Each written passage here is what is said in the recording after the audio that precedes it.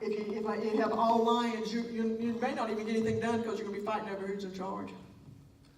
Otters are going to have fun. You're just not going to get anything done.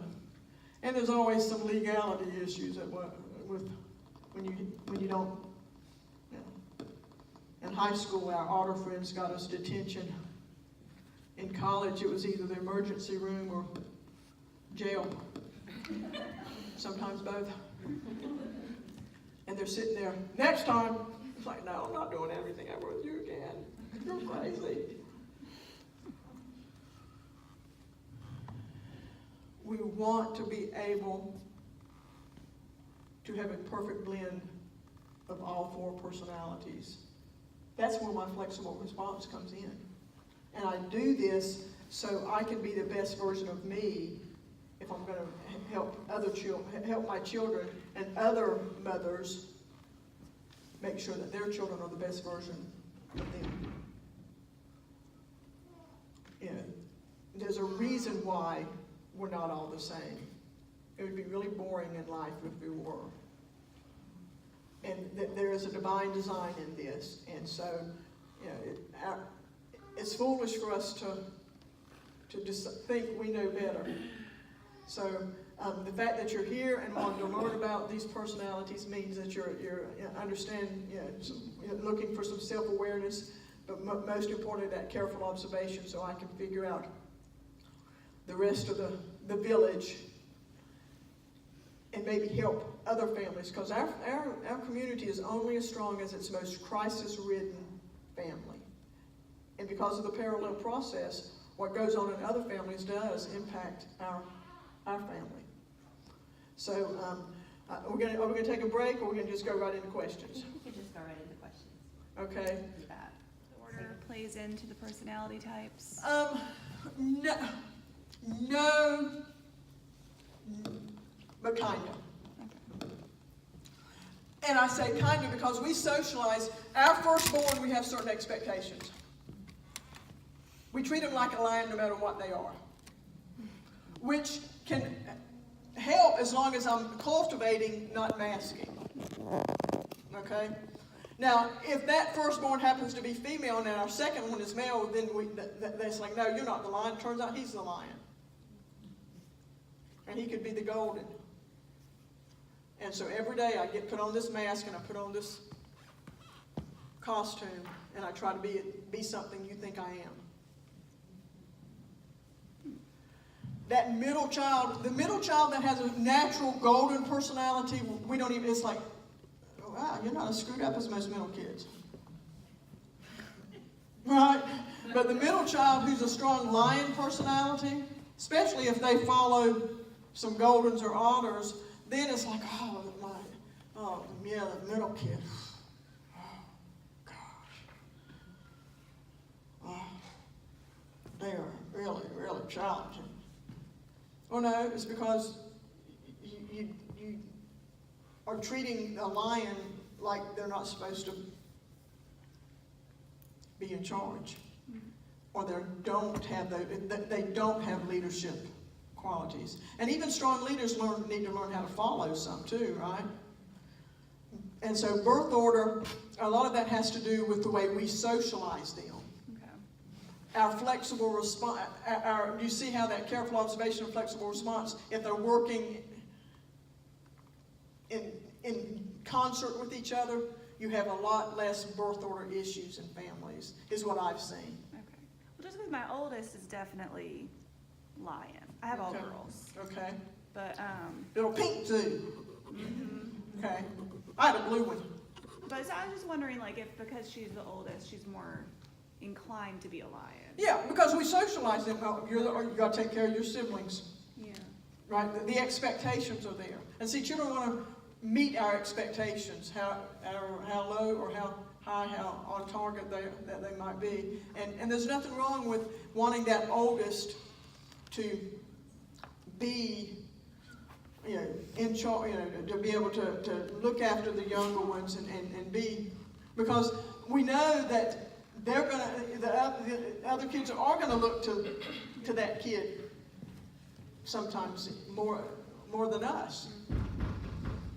And so that's why having a flexible response. I'll tell you a great book out there, Taming the Family Zoo by Jim and Suzette Brawner, talks about not only, it uses the same personality labels, but it says, okay, if you're the lion parent and you're raising the little otter child, here are some things that you, and it's a quick, fun, easy read.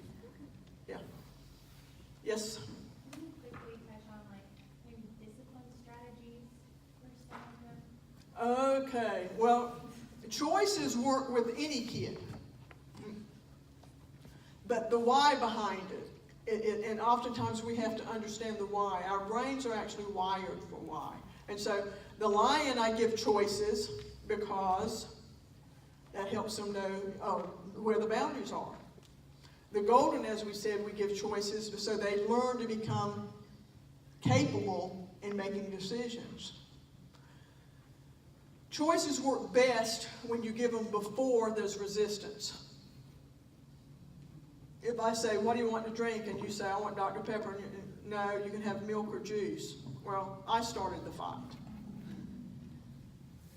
I should have started with, would you like milk or juice? Now, the snarky little, 4-year-old, regardless of personality, but especially if it's a little lion, I want Dr. Pepper. And it's so easy to get into fight mode, right? But is this really, part of parenting is choosing your battles wisely. See, when I don't choose wisely, I have that expression, won the battle, lost the war. So instead of turning that into a fight, I can just simply say, oh, I guess you decide to let me choose. See, by being very deliberate, very beaverish with the words that we choose, you've decided, see, you're still in charge of, because you're thirsty, but you're instead of choosing between the two that I gave you, you're deciding to let me choose for you. Same thing when you take them, out to eat, and they don't want to, and think about the golden. It would be bad about this. Okay, do you want chicken nugget Happy Meal or cheeseburger Happy Meal?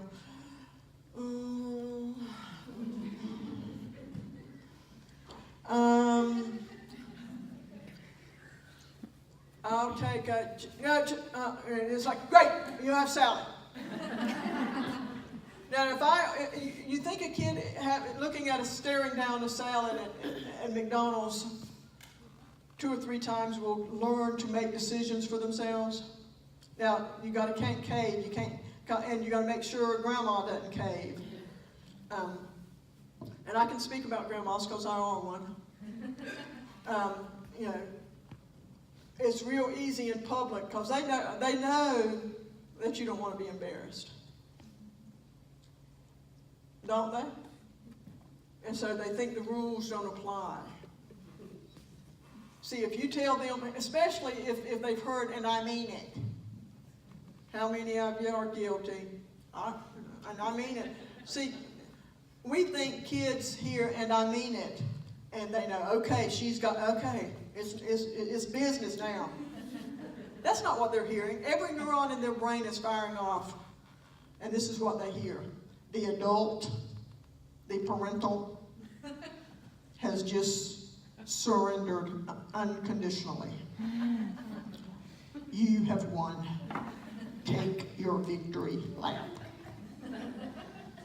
Instead of, and I mean it, try this. What did I say? See, statements create resistance, questions create thinking. And we want our kid thinking. Choices is one of the best ones. Structuring the environment. See, that's why I have to know which critter I have. Because keeping that otter safe is going to be a little different than the big. I have never had the you can't ride your bicycle down the treehouse steps to the 6-year-old beaver. Not at all. Because she looks at us like, no, that's not the right way to ride a bicycle. That's it. Now there's other challenges. Each personality will bring their own challenges, like each child brings their own challenges and their own blessings, right? But choices is a great way to work. Make sure you know what your expectations are, and are they realistic and reasonable? It is not realistic to expect the little otter child to sit for long periods of time without something to do. It is not realistic to expect the beaver not to have a meltdown if you've overstimulated. They need peace and, well, the golden needs peace and quiet. The beaver needs silence. The otter and the lion neither have an indoor voice. The otter, sometimes we have to say, let's try some decaf. Just too much. And so that beaver needs some space and silence, because it's not that they don't like people. An introvert is not that introverts don't like people. It means, introverts are basically, people make them tired. You just suck the life out of them. And so the golden needs peace and quiet. Golden has to take, they take the long way home from work or from the grocery store. It's like, yeah, I know what's going to happen when I get there. I'm just going to sit here. Sometimes they pull up in the driveway and they just wait. And finally the otter, look, she's home. And so discipline is about training, it's about teaching. And so when it comes to rule making, less is more. God gave us 10, we still haven't mastered them. If you think you have 9,763 rules for your child and you think you can handle that, then you're a bit delusional. When it comes to rules, see, I can have a rule, we're all going to be safe. And the rest of it's just teaching. You may have to teach the otter, nope, you don't ride your bicycle, even with the helmet, down the treehouse steps. Other strategies, routine. Now, otters do not like routine.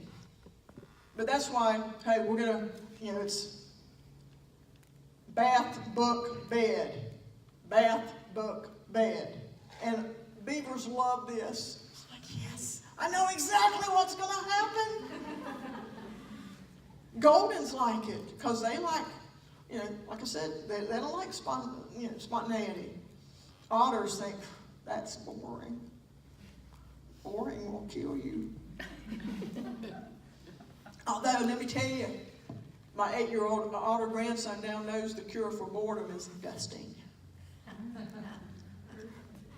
So he may whine about being bored at home, but he doesn't at my house.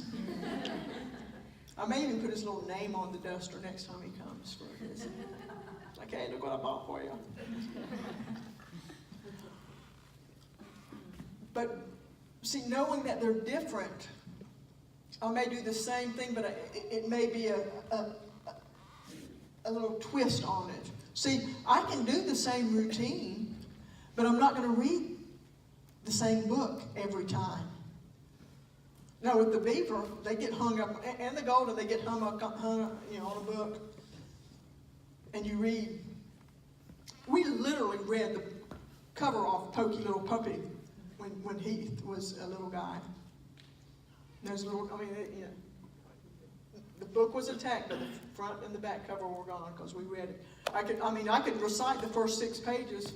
It's like, get your book, go get in the bed, and I'd start reading as I walk down the hallway.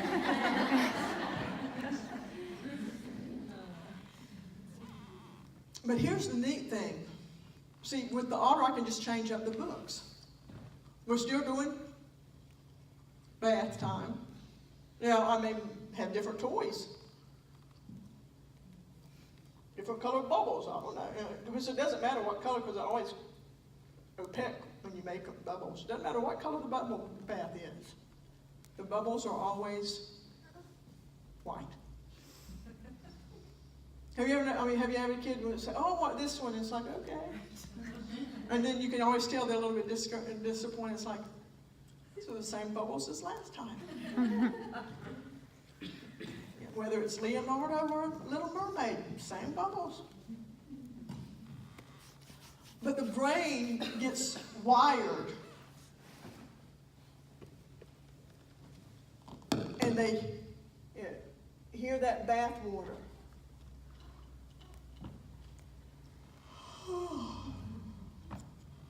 Because the brain is telling them what's happening next.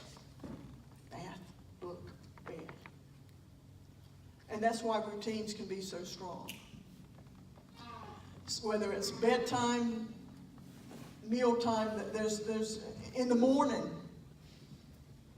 And if you're not at best, if you yourself are not at your best in the morning, then you have to have the worse you are at a certain time of day, the stronger the routine needs to be.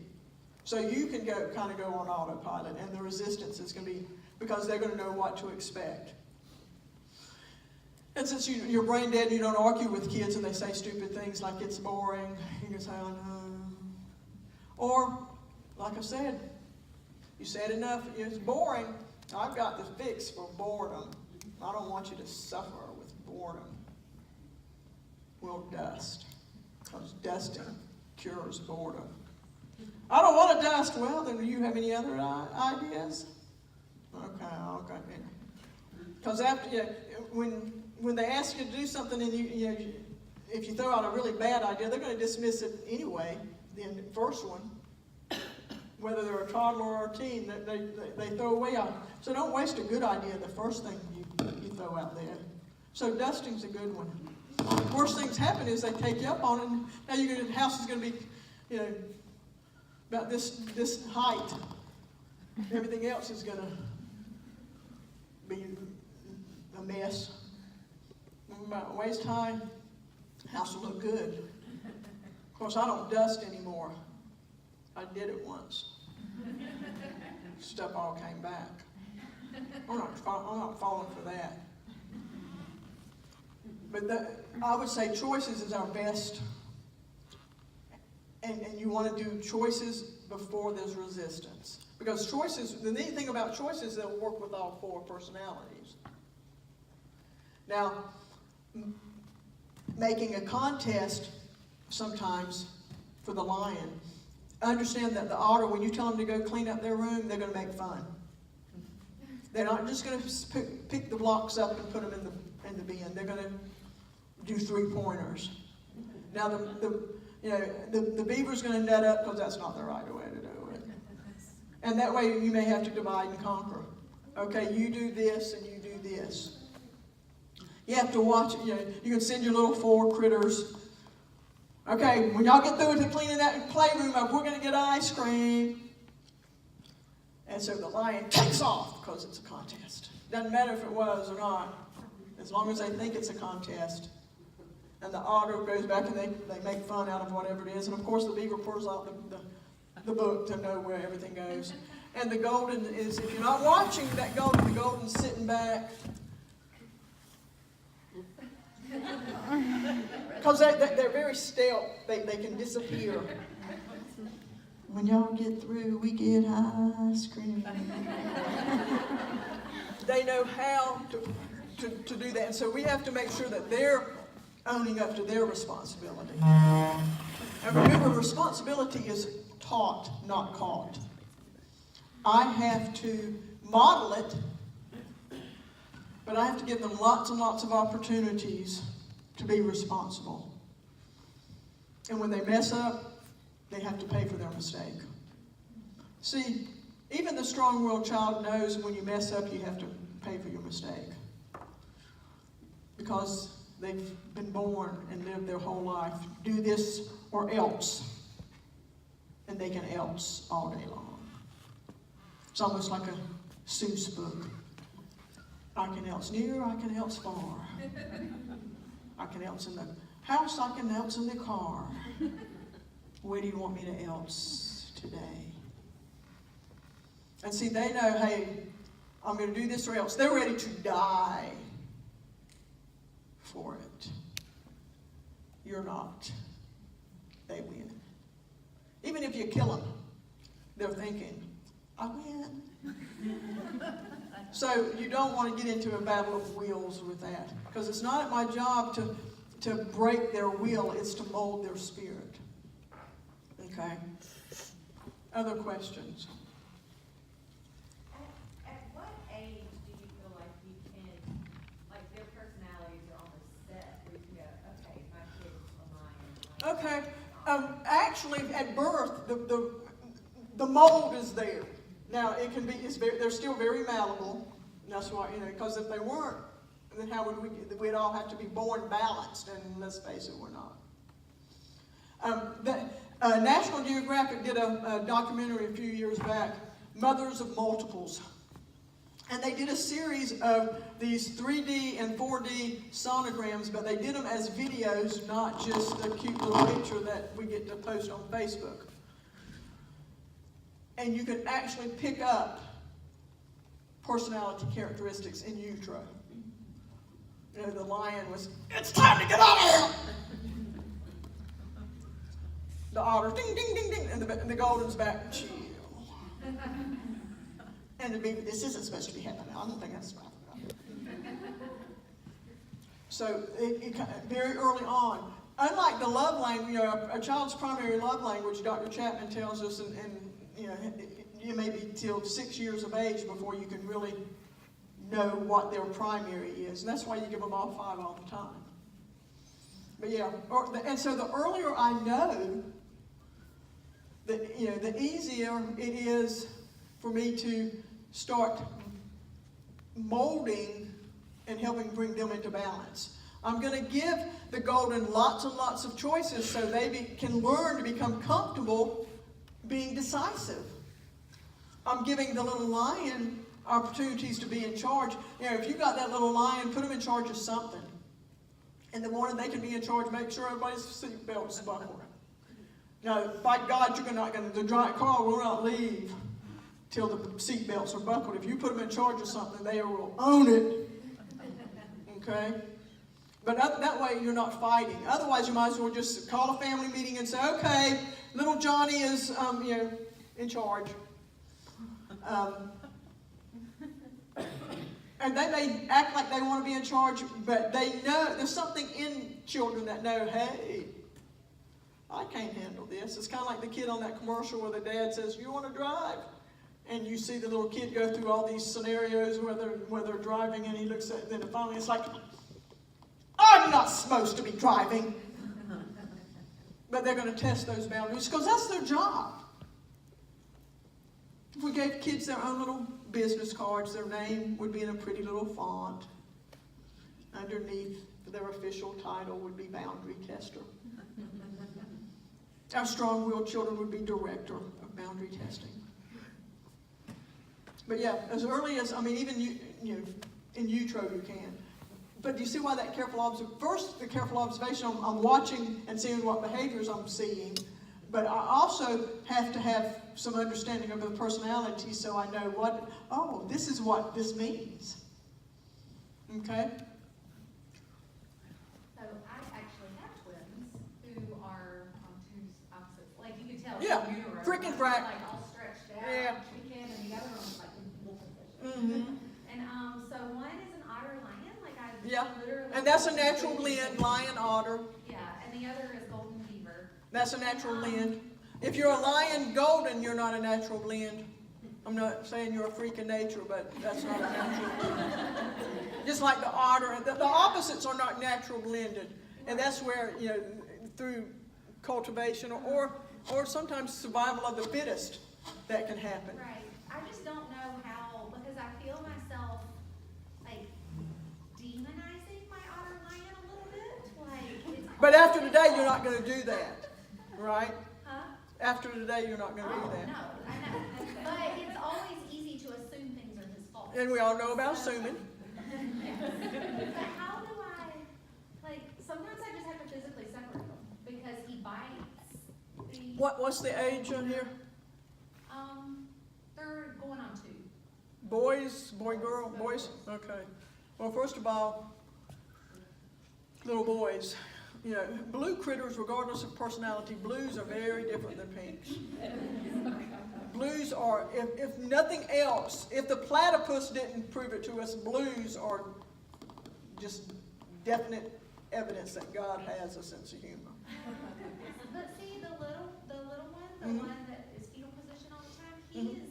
he reminds me so much of my daughter when Mhm. she was a baby. Yeah. Whereas the other Well- one is just like a wild card. No, let me tell you, that wild card is there to bring balance in your family. Reliance on God. Exactly. It definitely is going to improve your prayer life. I put him in 2 separate rooms a lot of times because I don't know how to manage him. He just calls us. What's the little golden beaver doing through all of this? He just wants to play with his toys. And the lion? He would sit there and be like, "Oh, look at my toys," and he's Uh-huh. like, "Ah." Yeah. Tackle him and bite him. Right. Do things to him. Yeah. Well, and see,